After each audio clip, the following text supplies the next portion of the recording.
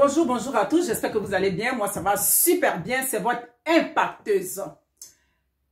Une histoire de meurtre, un homme qui ôte la vie à sa femme, c'est pas du buzz. Cette histoire, j'ai voulu en parler, oui, je ne peux plus revenir sur le passé, mais on a essayé de me couper l'herbe sous les pieds. Mais comme je dis là, on peut m'empêcher, mais mes idées, on ne peut pas les barricader. Ce que j'ai à dire là, je vais le dire aujourd'hui. Ce Christophe Takam, ce Camerounais qui a tué sa femme dans l'Ohio à Cincinnati, il n'est qu'un gros lâche, il n'est qu'un criminel. Mais si vous partez voir même dans les registres de quoi là-bas, c'est ça. Son titre qu'ils ont mis là-bas, c'est criminel. Il n'a pas de nom. Donc ceux qui disent, c'est un héros, c'est un homme fort, il fait partie de la catégorie, c'est-à-dire des meurtriers silencieux. Oui, si tu penses que ça lui donne le droit, parce qu'il a envoyé cette femme-là aux États-Unis d'Amérique, ça lui donne le droit de lui ôter la vie, ou bien tu justifies son acte, ben je suis désolée.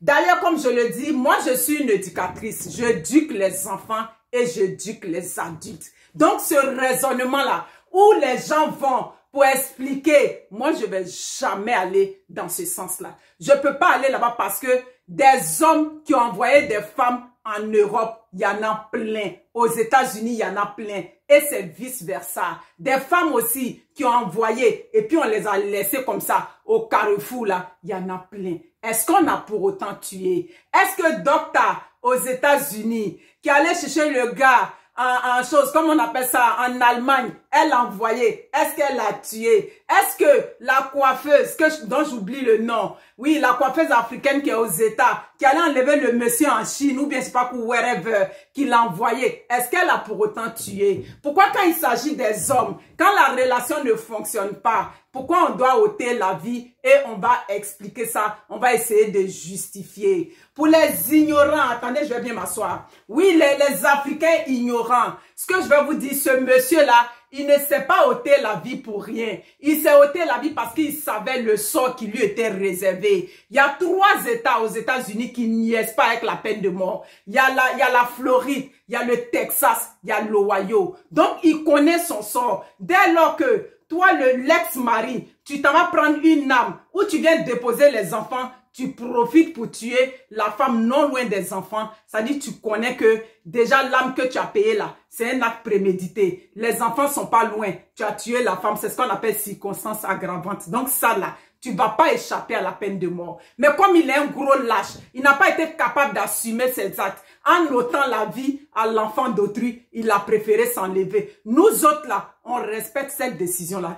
L'acte qu'il a posé, et puis il s'est enlevé la vie lui-même là. Vraiment, c'est apprécié par nous autres. Tu peux pas enlever la vie à l'enfant d'autrui. Parce que toi, tu dis, tu l'as envoyé aux États-Unis, elle a pris la maison. La maison, là, elle t'a arraché ça. Elle t'a pas arraché la maison. Et puis pour les ignares, quand on va dans un procès de divorce, chacun vient avec ses arguments. Chacun vient avec ses avocats. C'est en fonction de tout que les juges, tout et tout, ils vont sous-peser et puis ils vont voir à qui donner. C'est pas parce qu'elle est nécessairement la femme que la maison lui revient. D'ailleurs, vous et moi, personne ne connaît les clauses de ce divorce-là. Donc, on se contente de parler. Mais moi, du moment où c'est lui qui a enlevé la vie, du moment où c'est lui qui a posé l'irréparable, moi, c'est à lui, je m'en prends. S'il y a la mort où il est parti là, il n'a qu'à mourir 2 fois là-bas.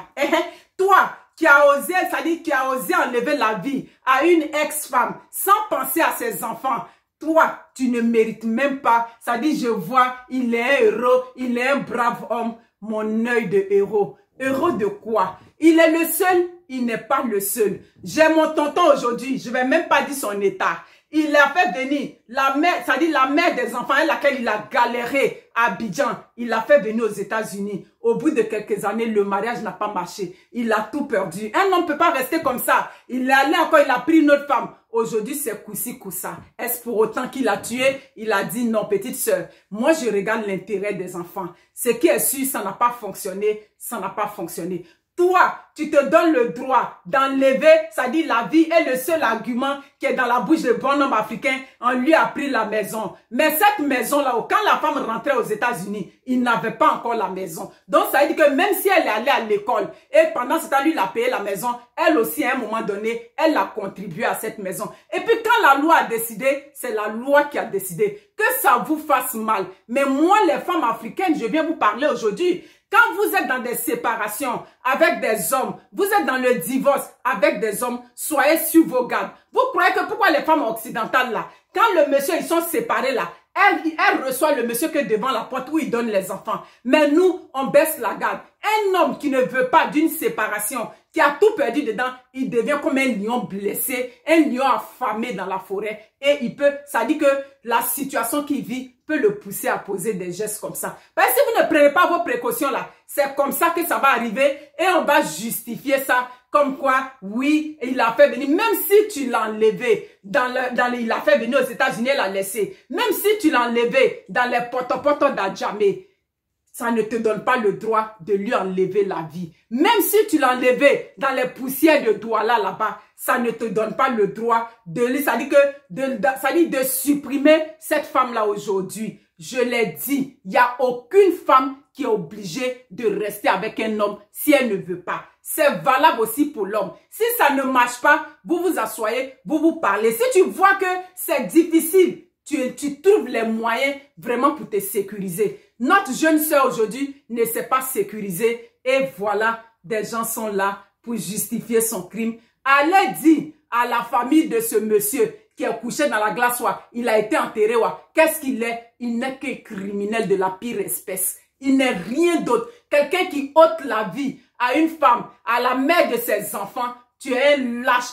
Tu fais partie de la dernière espèce de criminels. C'est ça qui est là. Il n'a pas un autre nom. Seuls les Africains vont justifier ça. On est là, crime passionnel. Et puis, essayez d'actualiser vos mentalités. On ne parle plus de crime passionnel. Maintenant, on parle des drames familiaux. Ça, c'est un drame familial. Voilà. Parce que quand on dit crime passionnel, c'est comme on veut justifier l'acte. On veut essayer de dire oui, c'est parce que. Quelqu'un qui a tué, il n'y a plus question de parce que.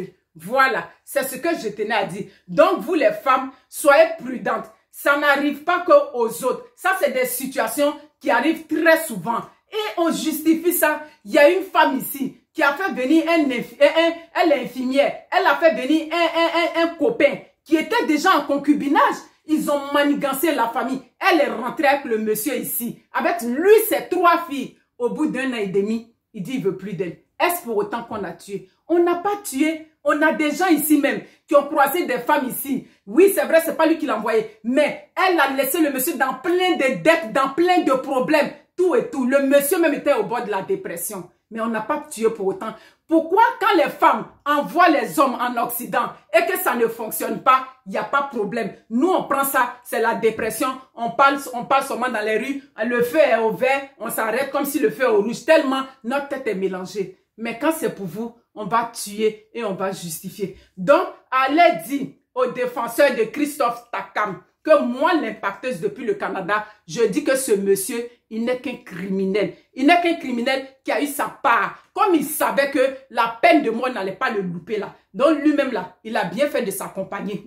Parce que même s'il vivait là, il ne fera plus partie de la vie de ses enfants. Il allait prendre peut-être prison à vie dans les prisons des États-Unis. On allait faire tout ce qu'on veut là-bas. Donc il ne mérite même pas à faire des héros. Héros mon œil. De quel héros on me parle? Un criminel de la pire espèce. Lui, héros. Ce qui est sûr, nous on parle dedans. J'ai vu des commentaires, les Ivoiriens parlent dans l'affaire des Camerounais. Quand Arafat est mort là, ça a fait le tour. Les problèmes des Ivoiriens là, vous aussi vous en parlez. Donc nous aussi, on va en parler. C'est ça qui est la vérité.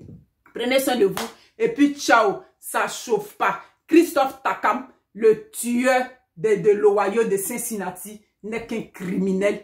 Et vraiment, parce que enlever la vie à l'enfant d'autrui, et puis lui il allait vivre là, ça allait être trop dur. Donc, c'est sa part qu'il a eu. Merci, au revoir. Ça chauffe pas.